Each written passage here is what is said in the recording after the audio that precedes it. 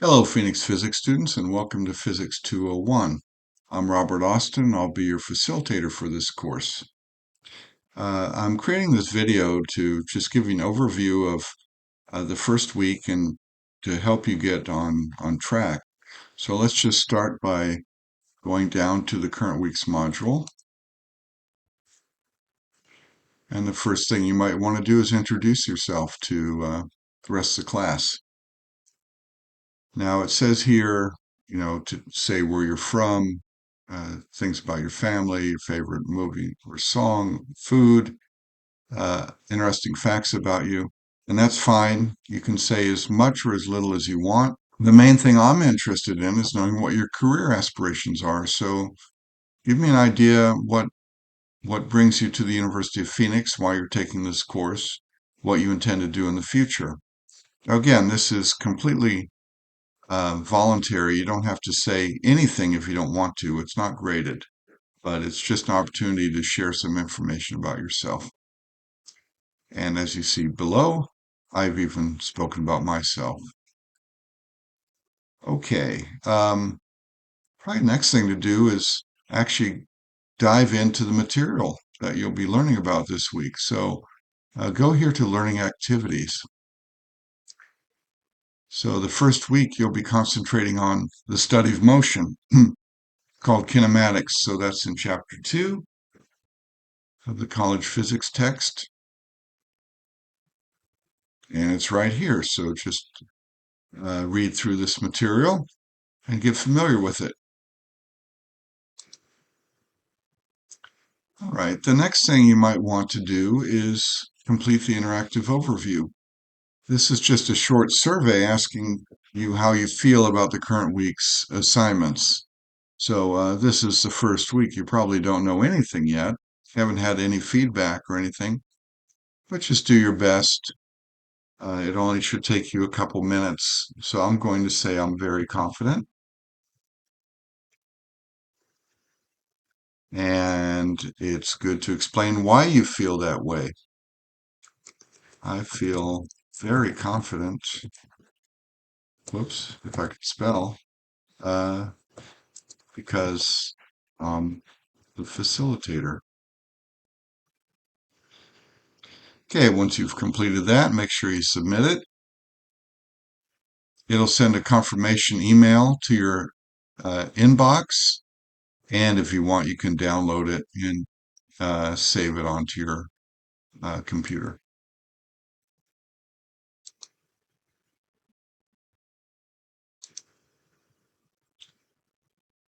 All right, so you've completed that. So the next thing would be to um, respond to the discussion topic.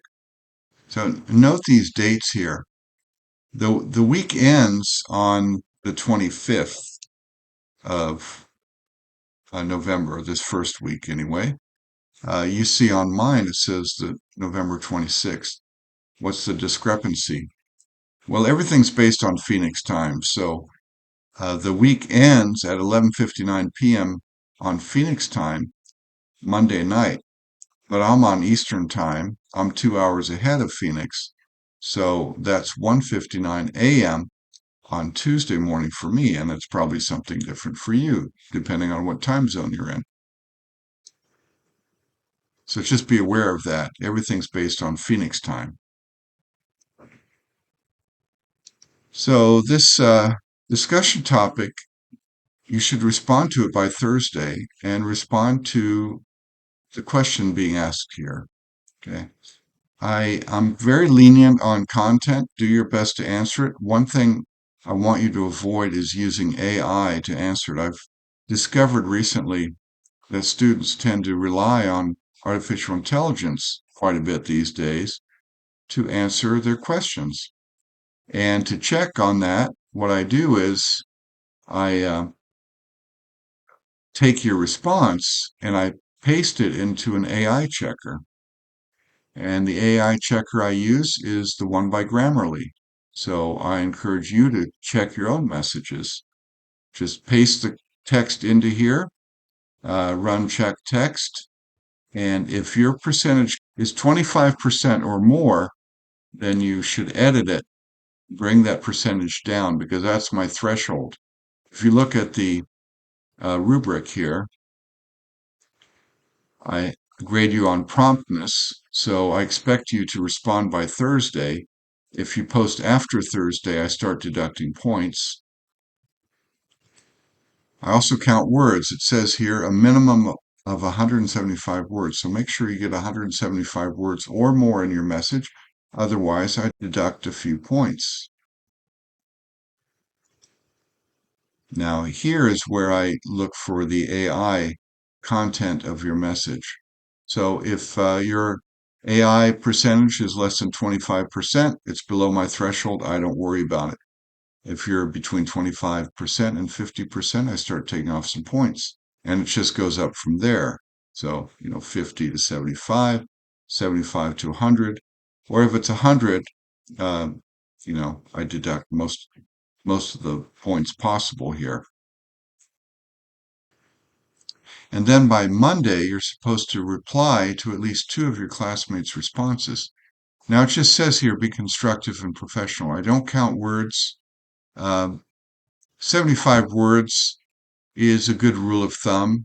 So if you have at least 75 words, you're probably doing fine. Make sure you don't say trivial things like, I agree with you, or I think your name is very cool. I've seen messages like that.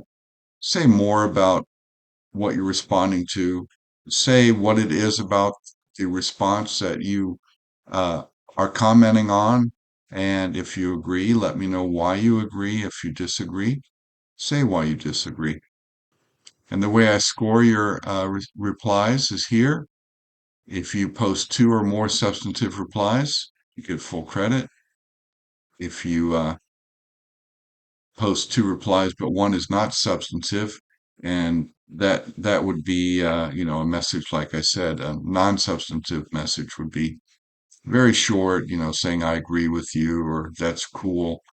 Or if you post after the participation deadline, so if you post after midnight on this coming Monday, then I won't consider it substantive because no one will have had a chance to read it. Okay, and it goes down from there. Okay, so there's a reading guide. We encourage you to read the textbook. I've shown you where the textbook is. There's a guide here that asks you questions about the textbook. Okay, so it's multiple choice.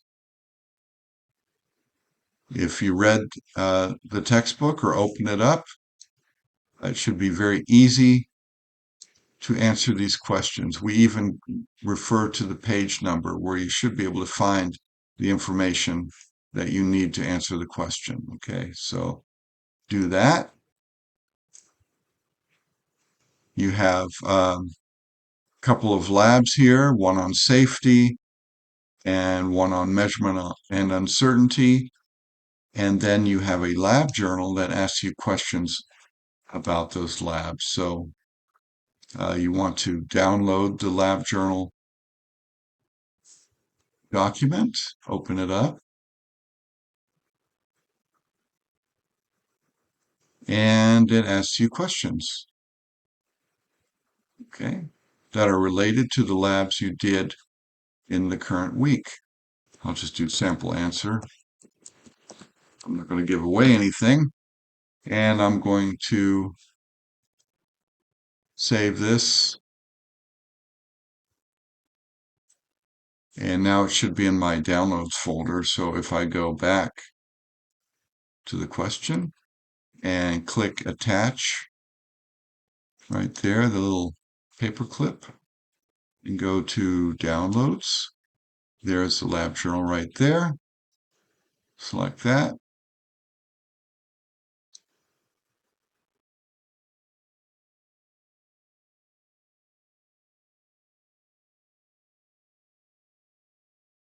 Takes a moment to convert. And there it is, the version with the answer in it. Okay, so I suggest you just complete it the way I showed you. And once you're done, you submit it. Make sure you submit the assignment because I can't even see it if you don't submit it. All right, so that's the lab journal. And that's everything that you need to complete during the first week.